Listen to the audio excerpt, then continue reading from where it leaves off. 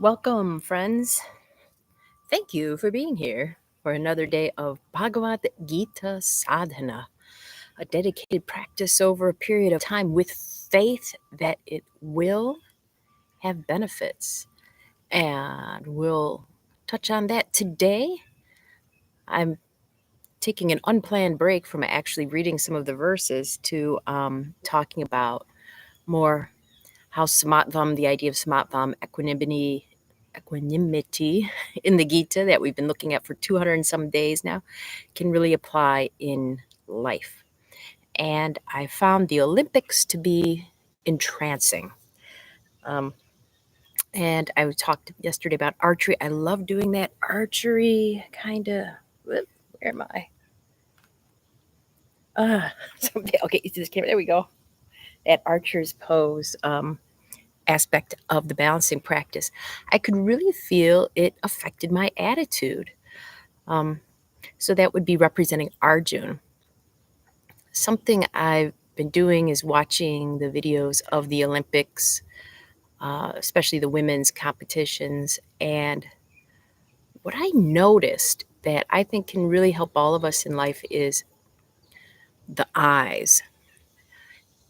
The camera angles on the archers are such that you can see their eyes through almost the whole practice of drawing, aiming, and then releasing their arrows. And I was starting to notice that I could tell how good, or accurate would be a better term, how accurate the shots were going to be by watching the eyes of the archers. It was astonishing. Either right at the moment of release or just after, the eyes give it away. And I was thinking about that in my own life and the life of people I know who are tenacious, how the eyes reflect the drive and the spirit. We say the eyes are the mirror to the soul. Well, all of the sense organs are, but the eyes can be especially related to the Gita because Arjun is said to represent Manipur chakra. That's the solar chakra, the solar plexus chakra, and that's associated with willpower, drive, and motivation. And physiologically, it's said to be associated with the eyes. Okay. So we can almost see, if we tune in, that drive, that motivation. We can see it in others, but notice if you can tell it in yourself. So, for example, if there's something you got to do, but you don't want to do, what do your eyes do? Do they do like, or let's see if I can closer. There we go. All right. Or are they? I remember when I was writing my books and I was inquiring publishers, and none of the publishers, even some of them didn't even respond.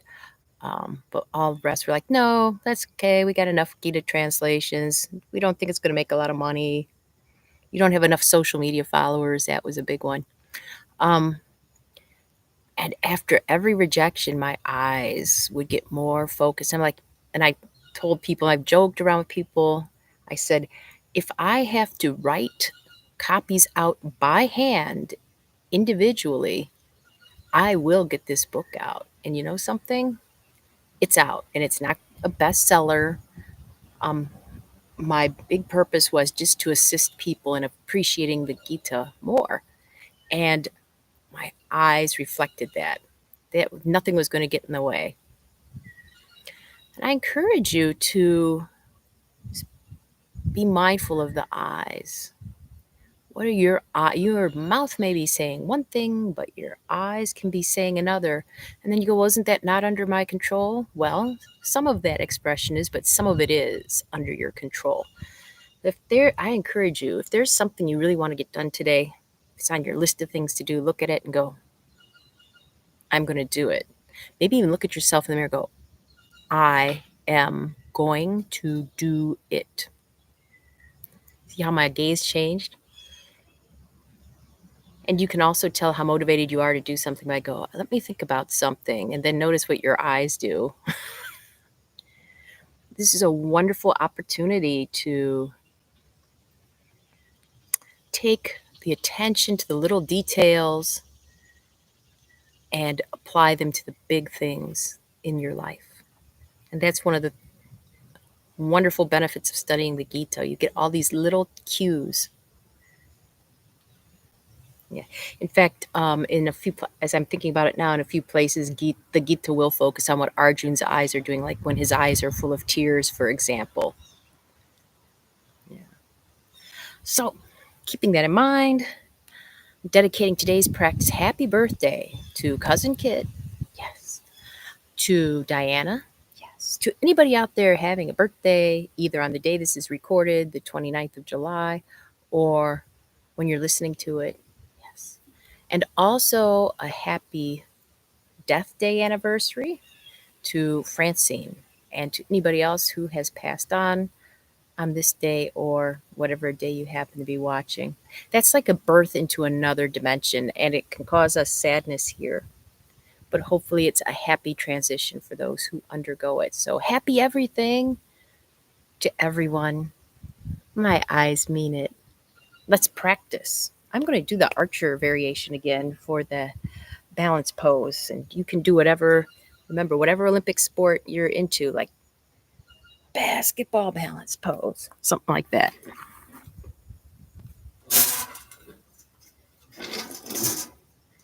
Backstroke balance. All right. In the field of destiny. Here we go.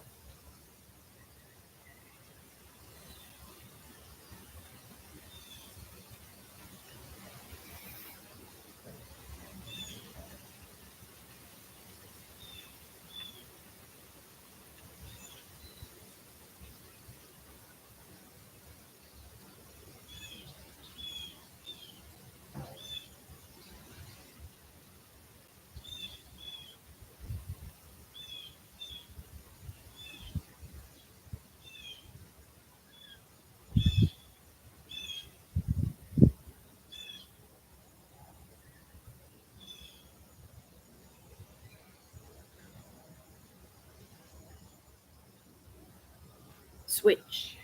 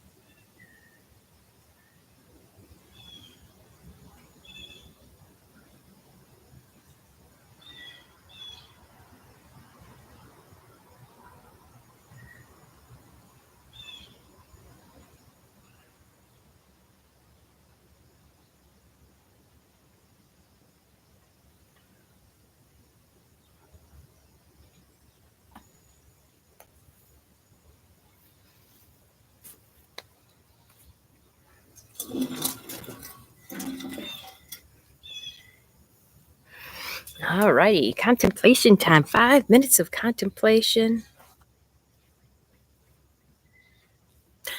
I encourage you to contemplate something you really want to achieve. It could be in the next hour, today, the next week, month, year, this lifetime. Contemplate it. Notice what your eyes do. And can you bring that fire, focus, and determination to your eyes? And when you do, does anything transform? 5 minutes.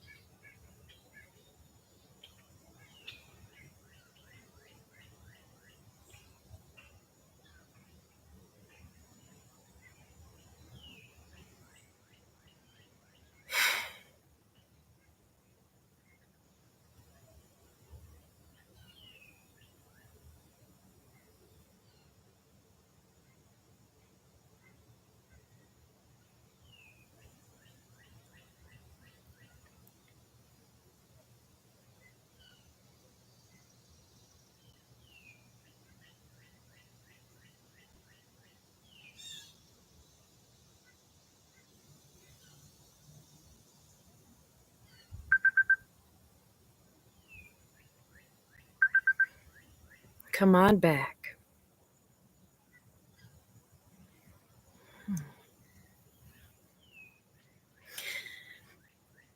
I don't know if any of you ever watch me while I'm meditating, but my eyes, I was thinking about different things today, like focus on a goal. What would the eyes of someone who has achieved equanimity look like? And especially today, compassion, because today is going to be full of memories for me. Happy anniversary of your rebirth, Mom. I miss ya. What will your eyes say about today, and what will change between now and the next time I get to see you? We'll find out. Until then.